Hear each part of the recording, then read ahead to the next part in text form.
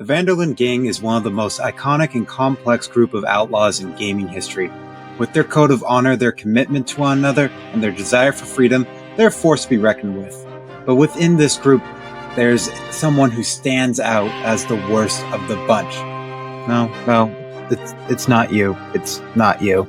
While Micah is awful with his manipulation of Dutch so he can get the gang to do whatever he wants, his overt selfishness, his annoyance of the members on purpose, on top of all the other robberies and other stuff, okay, he's pretty bad. But I argue there's a member within the game who is much, much worse.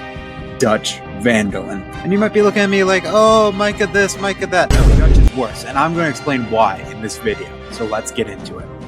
Money! You dumb fool! Money! Or we are dead! We are all dead! At the heart of Red Dead Redemption 2's narrative is the central conflict surrounding Dutch's leadership of the Vanderlyn Gang. On the surface, Dutch appears to be a hero, fighting against a corrupt system that has wronged him and his gang. However, as the game progresses, it becomes clear that Dutch's actions are motivated by a desire for revenge rather than a desire for justice. This singular focus on revenge ultimately leads to the downfall of the gang, as Dutch's decision-making becomes increasingly erratic and violent. Dutch's leadership style is also flawed, as he prioritizes loyalty over logic, often making decisions that put the gang in harm's way. This approach creates tension among the gang members who begin to question Dutch's ability to lead. Furthermore, Dutch's refusal to adapt to the changing times and his insistence on clinging to the past only serve to exacerbate the gang's problems. As the gang situation becomes increasingly dire, Dutch's behavior becomes more and more erratic and unpredictable, leading to a downward spiral of violence and desperation. This spiral was enhanced by Micah constantly being in Dutch's ear. In the end, Dutch is his own person, and he had an effect on the decisions he made. Ever since the very beginning of the game, Dutch would make poor decisions that would lead to the gang being caught, and even the death of certain gang members. Dutch's decisions, though, wasn't affected completely by Micah, because as early as Chapter 2, but the best example is in Chapter 3, when he decides to get involved with the Braithwaites and the Grey, when he really shouldn't, when they're trying to lay low after being caught by Cornwall. He decides to get involved with a whole nother feud, which ends up getting the gang caught out, getting Sean killed, and getting Jap captured. And then in the next chapter, he chooses to get involved with Bronte, which causes them to fall into a trap, which gets them caught by Pinkertons and O'Driscolls. It's just his bad decisions really killed the gang, and this was before Micah was manipulating him. Well, this shows that Dutch really doesn't truly care about everybody. He cares about his ideas, and he gets hyper-focused on these going to Tahiti, to this fantasy he creates in his head. This ultimately killed the gang, and his refusal to adapt was what really disbanded everybody in the end. Of course, I can go on about Dutch's backstory, about how Colm killed the love of his life, and that's why he had the whole feud with the O'Driscolls. With Cornwall, he just saw him as a terrible person, which he was, but like killing him out of revenge and cold blood was awful.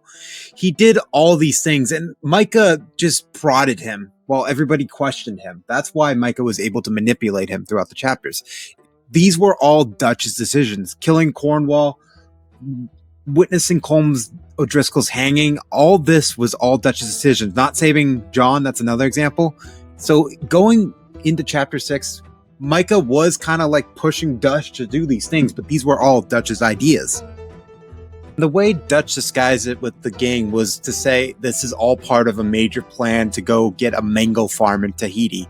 He wanted to do all these things, and he had no intention of the mango farm. He just used it as a cover-up for who he truly is as a person. A man who is cold-hearted and just out for revenge and out for money. In the end, the gang never made it to Tahiti, and even though Dutch was saying, we're going to do it, we're going to make it, we made it, they never were going to make it. There's no escaping the outlaw life that they live. Even if they were to go to the tropical islands of Tahiti, Dutch would still be trying to find people to rob and kill.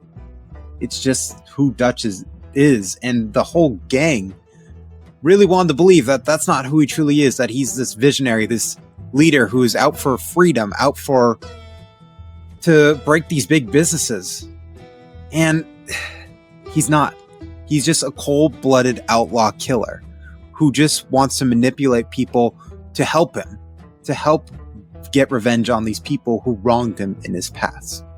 So my point is, yes, Micah is awful, but Dutch is worse. Dutch led the gang into all these terrible situations that ended up getting them caught, that ended up getting them killed. It just was mostly Dutch's fault because he authorized the gang to do this. He authorized the gang to kill these people. He authorized the gang to rob these trains. Anything for money and revenge, Dutch authorized. This is even seen in Red Dead Redemption 1, where Micah is dead. He is seen taunting John and trying to really get on his nerve and try to kill him. Straight up, just kill him out of revenge for him betraying everybody within the gang by capturing them and rounding them up to save his family. But if I have so many awful things to say about Dutch, what has Micah done that's so awful that I'm comparing the two of them? Well, Micah, similar to Dutch, killed a lot of people and would push people to kill a lot of people. Like when you freed him from the jail in Strawberry in Chapter 2, he pushes you to go kill basically the whole population of Strawberry just so he could get revenge on one person. He constantly harasses people, harassing other gang members in the camp. Nobody likes him. Nobody trusts him except for Dutch, since he saved his life. And this is seen in Chapter 6 too, when Micah would get in Dutch's ear and push him to do these things because Dutch believed he was the only one he could trust, because everyone was doubting him and questioning him because he's making a lot of awful decisions.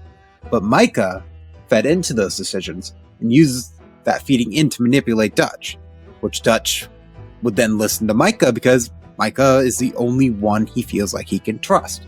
Because of how awful Micah is throughout the game and all the awful things you visually see Micah do, he is really blamed for a lot of the events that happened in Red Dead Redemption 2, but most of the time, it's Dutch. Dutch could have prevented most of it. Dutch was the founder of this gang. Dutch led these people on an awful path for them to become criminals and killers. Dutch really ruined all these people's lives. Dutch killed so many people that he quote-unquote cared about. Dutch did so many awful things, and he just writes it off. He never takes any responsibility or accountability for the actions he's done. And it took people so long to realize. You see in Red Dead Redemption 1, John realized that Dutch really didn't have their best interests in mind. All Dutch had in mind was robbing, killing, and getting revenge.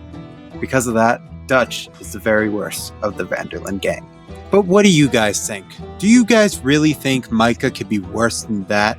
Let me know in the comments below, and if you enjoyed, make sure to like and subscribe for more content about Red Dead Redemption 2.